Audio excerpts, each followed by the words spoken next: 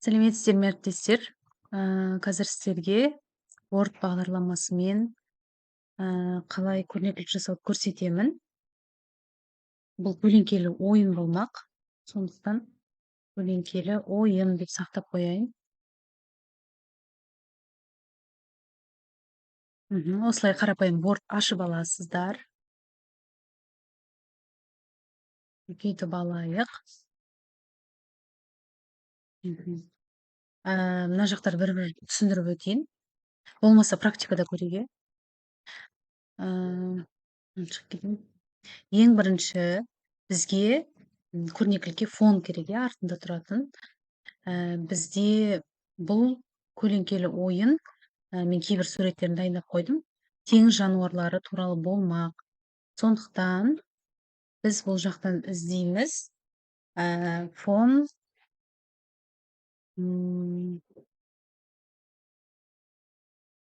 океан деп іздесек болады. Одан кейін вектор деп іздейсіздер.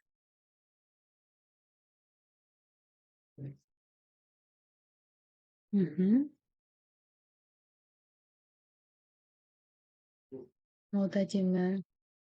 Мынаны алайық, мінекей сохранить картинку как. Рабочий стол сақтап аламыз. Мына суреттердің качествосына қарайсыздар. Сосын ориентацияны яқты өзгертуге болады. Менде Яндекс көріп тұрсыздар, горизонтальный и астында вертикальный. Осылай таңдап алсаңыздар болады. И размер тоже болады. Цвет неше түрлі бар. Осы жерден таңдап алуға болады. Деген секілді. Енді мінекей біз таңдап алған сурет. Енді мына жақта біз макетке кіріп ориентацияға кіреміз де альбомный жасап аламыз. Біздің сурет альбомный ғой. Енді вставкаға кіреміз. Вставкада бізде таблица қоюға болады, рисунок қоюға болады. Одан кейін фигура, мынандай диаграммалар қоюға болады. Одан кейін текст. Бұның барлығын қазір практикада көрсетемін. Енді рисунокқа кіреміз да бағанағы суретімізді, фонымызды таңдап аламыз. Мінекей ставить. Енді қараңыздар, мынау қозғалмайды. Бұлай да істейсің, бұлай да істейсің, қозғалмайды. Бұны қозғау үшін жоғары жақта менен бұлай істесеңіздер шықпайды ол. Үстін басасыздар және обтекание текстом дейміз да, перед текстом дейміз. Сол кезде бұл бізде былай қозғалады, көрдіңіздер ме? И мына аяқ жағынан бастап былай тартып келтіріп аламыз. Wordта бір жаманы, мынаны созған кезде дәл осы қалпында қалады. Бірақ фотошопта бұндай болмайды. Оны көрсетемін, фотошоп кейінгі сабақтарда. Енді біз фонды қойып алдық. Енді суретті қалай аламыз? Мен біраз сурет дайындап қойдым. Бір-екі сурет қана жоқ. Соны көрсетейін. Енді ол жақта менде медуза жоқ, Медуза. PNG деп жазамыз. Яғни бұл артында фонсыз деген сөз. Ешқандай әппақ фонсыз, ешқандай суретсіз деген сөз. Және мультяшный деп жазуға болады, немесе вектор деп жазуға болады. Сол кезде кішкене мультяшный суреттер шығады.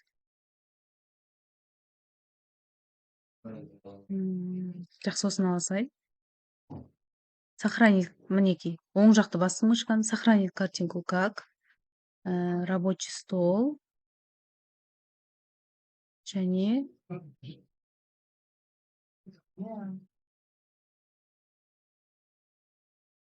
осыны сақтай салайыншы.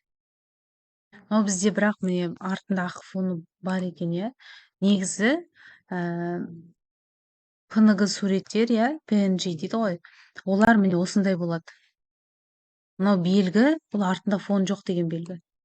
Бірақ бұны да жаза берейік, мен қазір фонды қалай алып тастауға болатынын көрсетемін. Енді мынаның үстіне вставкаға барамыз, бағанағыда рисунок, это устройство. Яғни осының ішіндегі деген сөз. Жаңа сақталған. Сақталмай қалды ғой дейме. Қайсы көрейін. Мінекей, кейбір суреттер осылай скачать етілмейді, қызыл тұр, иә, мен жаңа дұрыстап қарамаппын. Онда басқа суретті көрейік.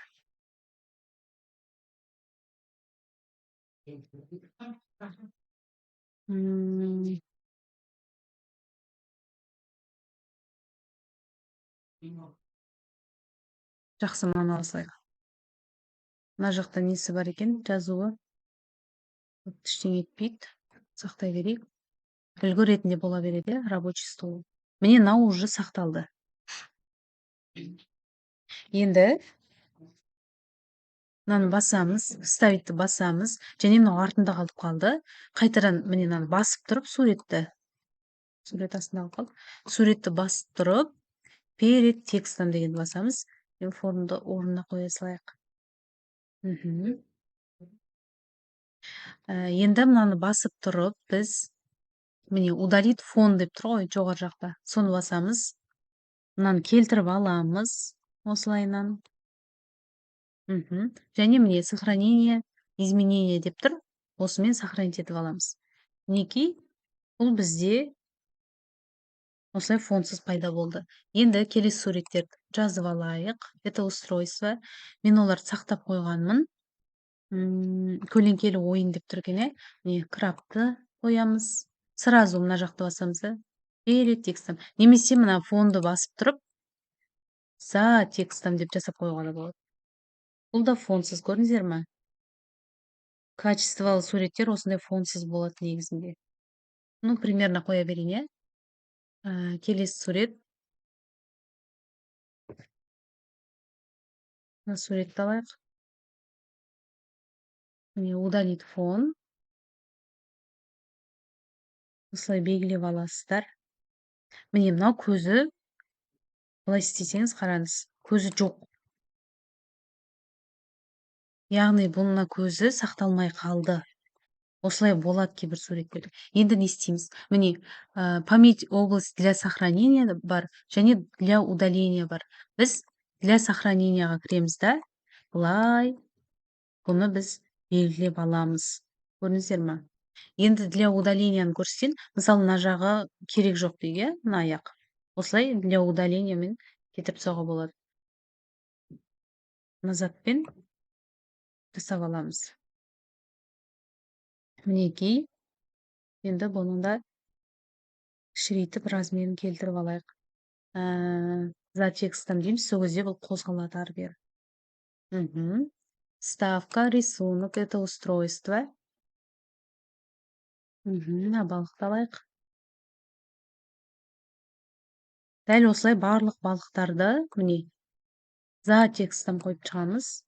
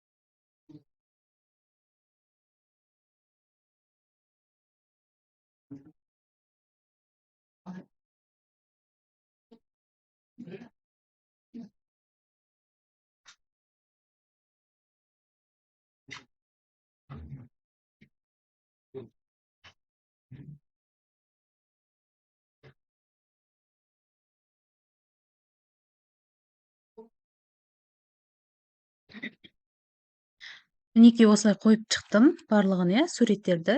Енді бұны көлеңкелі ойын қылып қалай жасаймыз? Вставкаға кіреміз. Пустая страница. Осы жаққа мыналарды копировать етіп, вставить етіп шығамыз.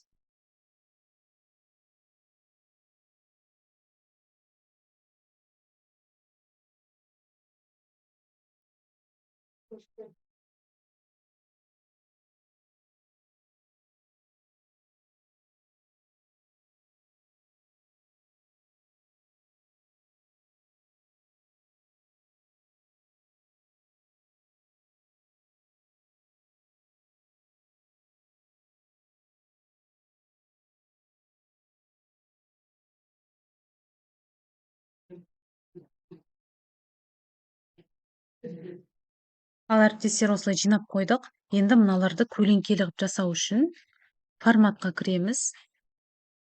Міне мына жақта. Бұған кірмей-ақ қояйық. Художественный деген бар. Осылай жасап алуға болады. Міне кішкене көрініп тұрады, қап-қара болып.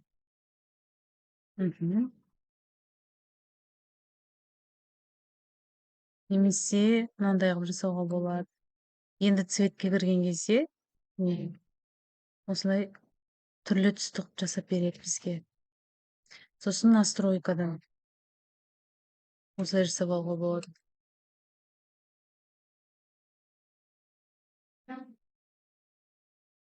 Мынау уже кішкене білініп қалды.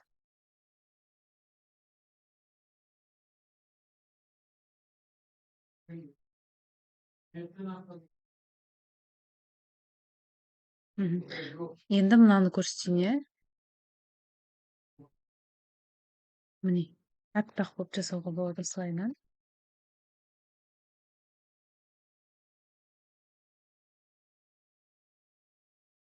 Мынандай сырты қара болып, немесе осындай аппақ, ешқандай қарасы жоқ. Осылай жасауға да болады.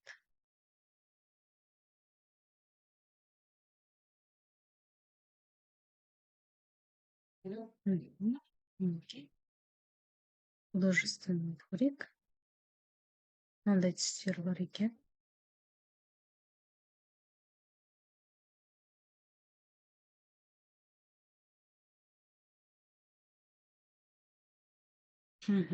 Осылай істеп қояйық, бәрін ақшылап қояйық онда.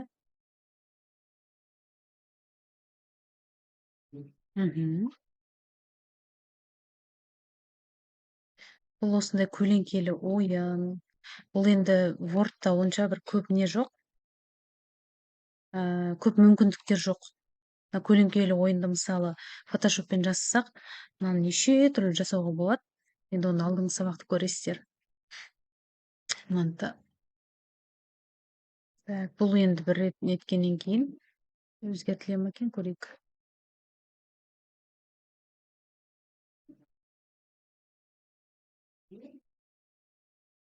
Осылай көрсетпей, көрінбейтіндей қылып жасап қоюға да болады.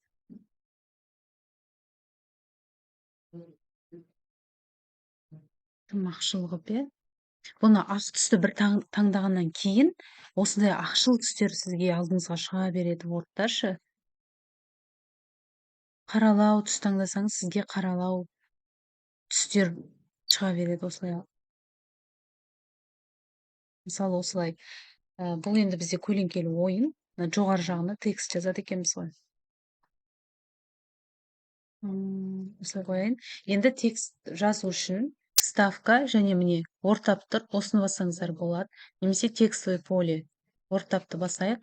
Осы жерден таңдап алуыңызға болады. Мысалы, осыны таңдай салайық. Теңіз жануарлары, тақырып. Бары деген тақырыпты аламыз. Ортаға алып кеп. Бұны енді белгілеп аламыз да, осы жақтан өзгертіп аламыз. Мынандай кейбір жаңағы жазуларды скачать етіп алсаңыздар болады неден? Google'дан. Оны да көрсетемін. Мінекей, Bookman деген кішкене жақсы. Осылай үлкейтіп аласыздар да, мынаның размерін үлкейтеміз.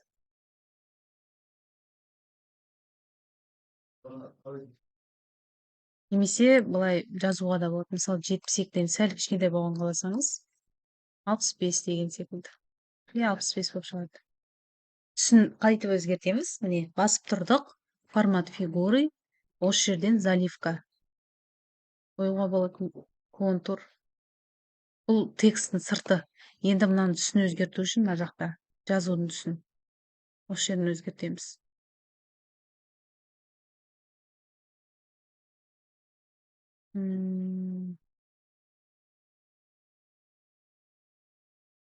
Осыны алайық. Сыртын контур. Мынаны таңдап қойдық қой. Мінекей. контурды осы жерден аламыз. Мынау іші тексттің, мынау контур жан-жағы, иә. Және мынандай тен қоюға болады. Онша көрінбей тұр, иә, жазу. Міне, жоғары жағында тұрады, кейбіреуіне полный тень. Және мынандай бар. Свечение жақсы. Әсіресе мына ақшыл түсті таңдап алсаңыздар, мынандай болып тұрады. Мынау бізде осылай түрлерін өзгертеді, ішіне қарай кіргізеді, томпақ тұрады деген секілді. Мынау поворот. Одан кейін мынандай бар. Жоғары қарай шығып тұратын, төмен қарай жазуға болады. Мен көрсетейін, иә. Жоғары қарай, мынау төмен жазуға болады.